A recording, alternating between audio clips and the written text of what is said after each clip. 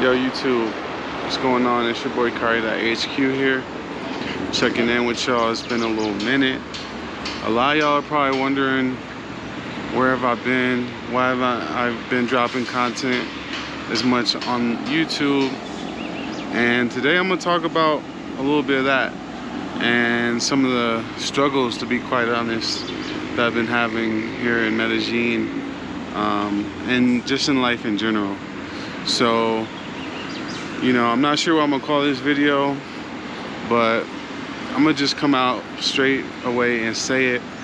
It's almost been depressing here in Medellin. I feel like I've been a little bit depressed here in Medellin. I'm not 100% sure why. You know, it's just been one of those things where I kind of feel stuck. And after being here for so long and seeing the city change so much, you know, I kind of miss the way that it was. It'll never be like Medellin was in 2019 and pre-pandemic, but you know, we're kind of in a new normal here in Medellin. And honestly, I don't think enough people on YouTube come out and talk about like depression and kind of the bad side of Medellin and what it can kind of do to your head, because for most people it's a paradise and they come here to escape these types of things and feelings from their home country, whether it be the United States or Europe or something like that. And so, you know, Medellin is kind of painted as the perfect place to solve all your problems. But, you know, it's not that way for everybody. And whatever problems you might have in the United States, they could carry over here. But in general, I think in my specific case, you know, some of the things that have depressed me here in Medellin, or kind of got me into a rut, if you will, are really gonna be some of the bad memories I have. Like, I have a lot of bad memories from situations that occurred here with certain people, and I find that I start to get kind of a short temper when it comes to dealing with some of the BS that you have to deal with in Medellin. For example, when it comes to service and the lackluster care that a lot of people that work in the service industry will give you in Medellin, it really gets on my nerves. Like, people at restaurants, for example, will, you know, make it hard to get in and out. For example, they won't, like, they'll bring your food, they won't ask you if you need anything else. They'll just drop it off, and before you can even say anything, they'll quickly turn around and walk away. And a lot of that times is because they're understaffed. I noticed that here in Medellin, they really understaff the restaurants a lot. So you'll see maybe 2 people in a restaurant trying to serve, you know, 10, 15 tables, when in an American restaurant, you might see, you know, 5, 6 different waiters in that situation. I think that just comes from me being spoiled and being from America, because I don't think that's the case in Europe. In Europe, I think the service is not as bad as Colombia, but not as good as the United States. So I've been to Europe a few times, a few different countries, and I noticed that their service is a little bit lackluster too. So there are things that you're gonna miss about America. That's kind of my point on this item. You know, there's things that you're gonna feel like, you know, disrespected by and get angry by. And it happened to me a lot, and I got to the point where I'm just kind of fed up with it. Like I'll be snapping on people at restaurants sometimes just with like a little bit of an attitude, because I'm like, dude, like, you know, maybe I need something else with my meal, or maybe I want the check, and you disappear for 15 minutes and I have to wait on you, and it's very inconsiderate. So stuff like that, you know, has happened, and I have witnesses that have been there, you know, with me in these situations. So, you know, I don't want you guys to think I'm just talking bad about Colombia and their service here, but it is a thing, you know.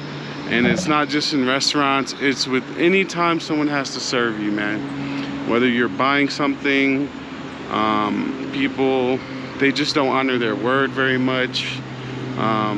It can be very hard to get things done, or rather frustrating. Like, I have a buddy, he bought a brand new motorcycle here in Medellin at the Moto fair, actually, because they were debuting this new motorcycle that everyone's excited about. And he put down his down payment. They said the bike would be here in June, late June, early July. We are in August. My friend has still not gotten his bike. The people that are selling the bike have just come with excuse after excuse after excuse of why he's not getting the bike. And you know, it's just kind of one of those things where you're left powerless. He already put in some money on the bike, and so he doesn't want to, you know, lose his money. He already made his investment. Unfortunately, he paid the full price for the bike already. Well, I told him not to, but that's neither here nor there.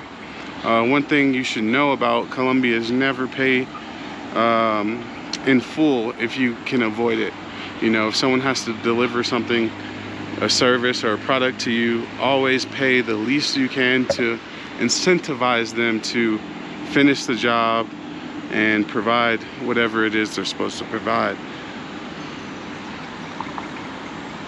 So back to my first point, I want to go a little bit more in depth and tell you what I mean by I have a lot of bad memories here in Medellin.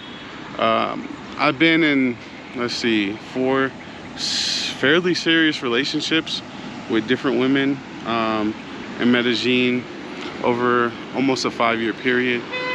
And you know, I mean, I don't know how else to say it, but like a lot of the things here remind me of some of those relationships, or it's places that I used to go with some of my exes, and things like that. And it just kind of is weird to me that, like, no matter what I do in the city, I sometimes get reminded of these people that, you know, are no longer in my life, or that I had a bad ending with, or disagreements, or bad memories with, you know. So it kind of, there's always kind of constant reminders of some of those bad situations, bad memories, bad relationships, and that whole thing, if I'm being honest. And you know, not just women exes, but just anything that bad that has happened here to me, whether it's getting taken advantage of. Whenever I just have this weird thing in my mind where wherever I ride by some of these places where things happen, I think about what happened. I think everyone does that. You know, I'm not sure if it's, you know, if everyone else has a different level of amnesia than I do or whatever, but sometimes I'm constantly thinking about the past and some of the bad things that happened in the past. I think this might be a side effect of depression and things like that. So also, I feel kind of like stuck in Medellin. Like I haven't gotten, because Medellin is such a perfect place to live on paper, meaning it's in the perfect time zone, same as where I'm from. I don't have to worry about working at night or, you know, being halfway across the world. The weather's great, the cost of living is great. It's getting worse, but it was very good at one point. All these things on paper stack up to make Medellin amazing, you know, and it makes it hard for me to justify moving to another place. But sometimes I feel like, man, maybe I should just move to another place and see how I feel there. But here's the thing, I'm so invested in Medellin. Like, you know, I have my apartment, I have all my belongings here, so it would make it hard for me to just get up and leave Medellin in the dust, right? So in that way, it kind of feels stuck. And I've already moved from my home country of the United States here, so I don't necessarily want to go back to the United States to live. Not sure why. It just doesn't interest me that much. But there are a lot of things I do miss from the States, but not necessarily that I want to live there. But yeah, I feel kind of stuck in, like, you know, I've traveled to a few new countries while I've been living here in Medellin, and some of them did pique my interest, such as Brazil and Peru, as places that might be good to live. But you know, I'm so heavily invested here in Medellin, like I said, so that makes it hard. And I'm also close to getting you know, a very long-term visa, to the point where, you know, I don't want to give up that chance. Maybe once I get a long-term visa, meaning a resident visa, I'll be more likely to shut down shop here in Medellin and try some other places. But for right now, I want to complete that process, and I'm not that far. So that being said, it doesn't make a lot of sense for me to leave Medellin abruptly, you know, when I'm kind of in the middle of that. And it's something that I worked on for many years and wanted for many years. So because of that, I just feel like I'm stuck here sometimes. Like, I want to get out and go try some other places, and so, you know, because of everything, like I said, I can't. And part of that too is having dogs and things like that, you know, pets. I never like leaving them in those boarding houses and stuff like that, because every time I did it, I would come back to a problem. So advice to my young dudes, my young travelers out there, or my young female travelers out there, try to keep as little strings attached to your lifestyle as possible. And I think that's a good thing to do, so that you're always able to get up and go if you feel like, you know, you want to try something different. But here's the thing too, guys, I thought about this. It happens when I travel, and like I was in the States for 2 months, I'm always excited to go back to the States, always, because I actually love the States. I love the food there, especially where I'm from in Texas. I start to miss Medellin pretty quickly whenever I leave it. So I think I need to get out of Medellin for me to revive my joy of being in Medellin. It's just one of those things. If you're an expat living in Medellin, let me know in the comments if you feel that same kind of, man, I need to leave so that I miss Medellin again. Because yeah, I'm sure I'm not the only one that gets tired of some of the stuff in Medellin. Before I go into the next point, guys, make sure you hit the like button and subscribe to the channel if you haven't done so yet.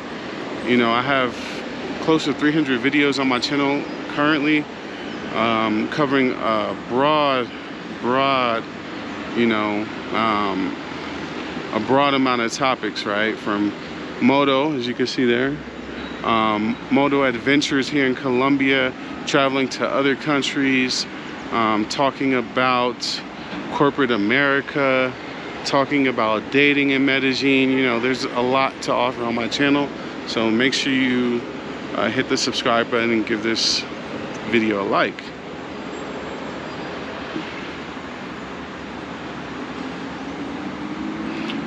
And as we move on, I definitely just want to make a point to take responsibility for the way I'm feeling. You know, I don't want this to be like a blame game, like I'm blaming Medellin or the people here for my depression or not feeling as happy as I used to here. But yeah, you know, I think I have to do some things like mix up my routine, try different things, get outside more.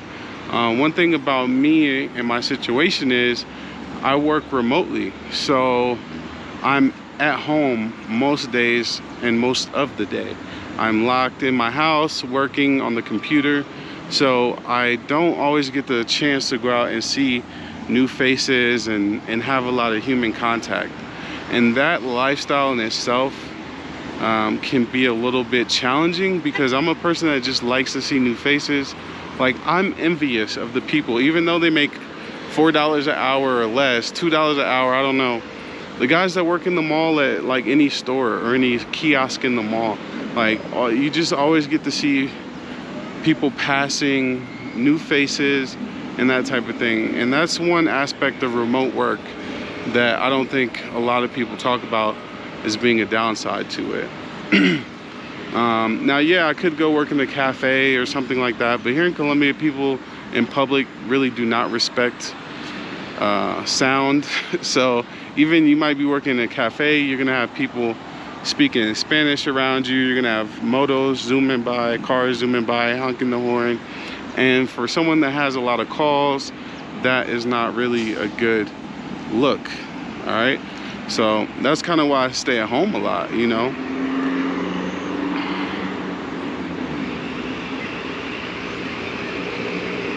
Another thing that's going on recently, just in the world in general, I think, and I'm hoping that a lot of you guys can relate to this. Well, I hope that you don't relate to this, but I have a feeling that a lot of you guys will relate to the fact that politics is getting super just negative, guys. Like, it's just all negativity all the time.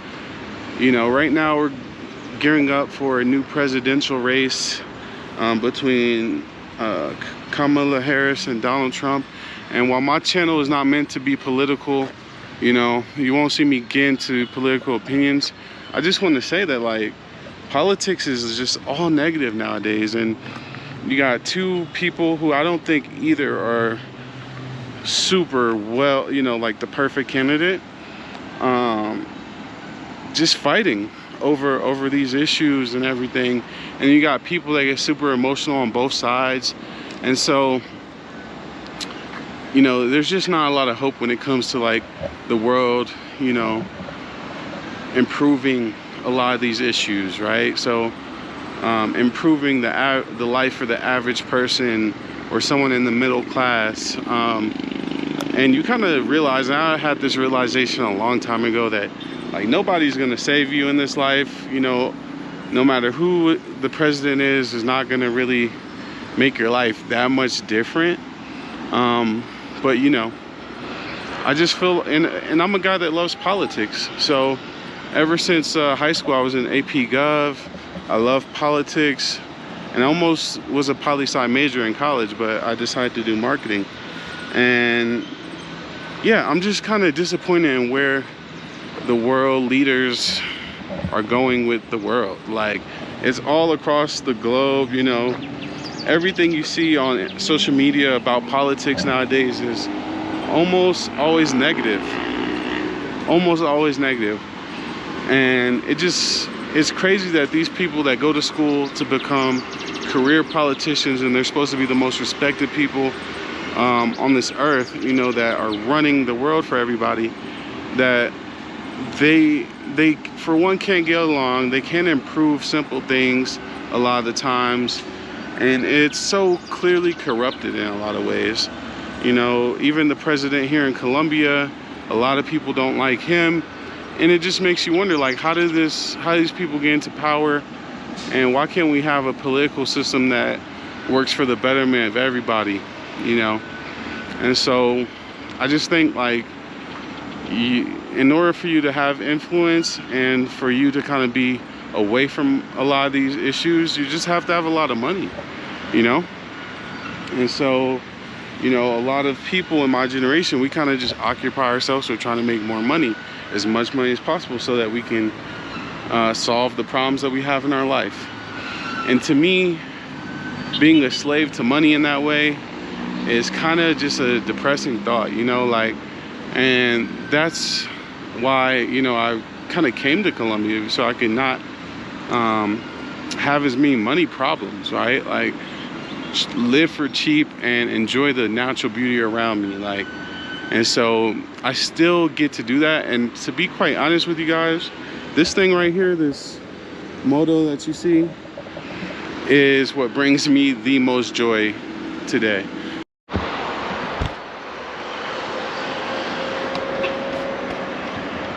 So yeah, this Moto right here actually has become my biggest joy. Like, just to hop on the motorcycle, get outside of Medellin sometimes, and go see the natural beauty that Colombia has to offer.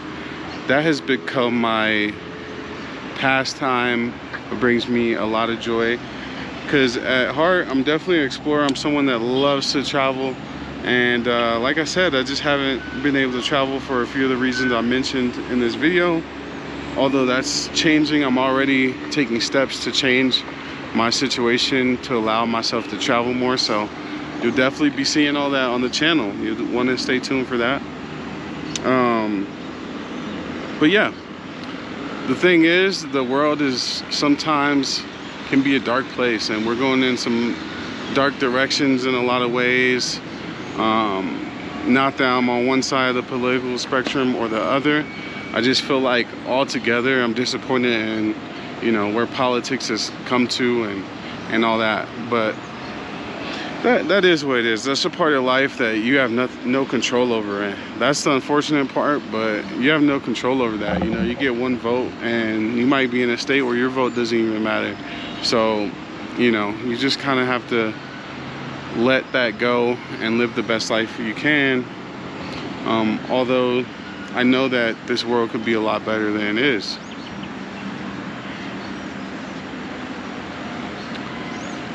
Altogether, all that added up kind of makes me feel like people just care less about each other.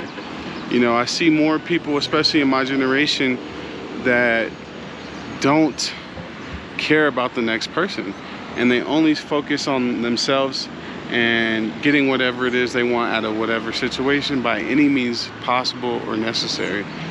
And I'm just losing my faith in humanity, because, you know, I just see a lot of people acting very primitive and savage-like, you know, especially when it comes to dating. Obviously, man, love don't even exist no more. Like, when it comes to women, it's like, you see the most beautiful women here in Medellin, and a lot of them are probably the worst women to be with, you know, because all they focus on a lot of times is themselves, you know, and they'll date whoever has the biggest wallet, you know, just to secure a certain lifestyle for themselves. Doesn't matter if they like the person, doesn't matter, you know, doesn't matter if they had a real connection with someone that didn't have as much money and stuff like that. They're just all about, you know, securing the best life for them and having access to money, right? And I get that, you know, we all have to look out for our financial security in some way, shape, or form, but like, to the point where humanity is being lost, I feel like it's crazy. You know, I feel like we're getting to that point nowadays where nobody cares about the next person. It's all about you. And that is a scary thought, at least for me, because I'm always been like an empathetic person, and, you know, tried to care for others and stuff like that. And I found myself in situations where that was not reciprocated. I'm sure we all have had similar experiences, and you live and you learn, but like, you know, I'm just seeing it more and more, and that's kind of sad, you know, like, feel like you can't trust nobody. You know, I only got a couple people probably that I could count on my hand that I really trust, like, with anything, you know what I'm saying? I know they would never do me dirty, you know what I'm saying? And in Colombia especially, man, I'm gonna be real with you. If you want to see a Colombian person's character fold, just bring money into the equation, man. Like, and I can't say that about all Colombians. I don't want to make a blanket statement, but for a lot of Colombians, man, when money gets involved, they just show their ass, man. They just show their ass. They just show their ass, and it's like, I think Colombians, a lot of Colombians have this complex about being poor. Okay, so since I'm poor, you know, I have to behave in a certain way, and that's not true. If you're not poor and you're not if you're poor and you're not wealthy or whatever, that doesn't mean that you should act in a way that has no character, no morals, no values associated with it, right? We see poor people rob, steal, and say, you know, I have to eat. Eating is a necessity. okay, I could get that. But most people can find some food without stealing, bro. Let's just be honest. Like, you know, and so I just feel like a lot of people now get their wants confused with their needs, and so they start doing things as if it was a need when it was just a want. You feel me? I hope y'all can make sense of what I'm trying to say. But in Colombia, man, I feel like in the States we have just a little bit higher of a moral compass in general. Again, there's some great Colombians that are very ethical here, that would not put money first. But you know, in America, a lot of people will forego a little bit of cash or whatever to maintain their dignity, maintain their respect. You know, not always the case in Colombia. Not always the case.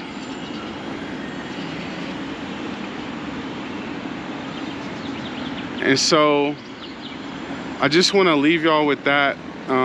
Let y'all know I am doing good, honestly, even though my mind has been a little off kilter.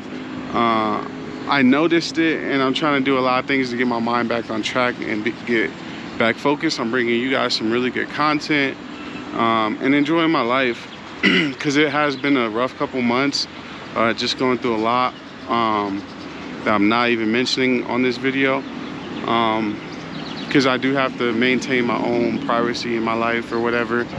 But you know, hoping for better days, and it's in my hands, so I'm gonna do what I gotta do. And I appreciate y'all that watch this video to the end. It's your boy 𝐦𝐨𝐬𝐞. Like, comment, subscribe to the channel, and hit me up on Instagram if you need that consultation. If you want to know anything about Medellin, Colombia, how to get right, how to get situated, where to go, what to eat, all that stuff, I got you. Just send me a message on my Instagram and we can get that organized. But I'm about to hop on my baby girl and get up out of here. I'm out.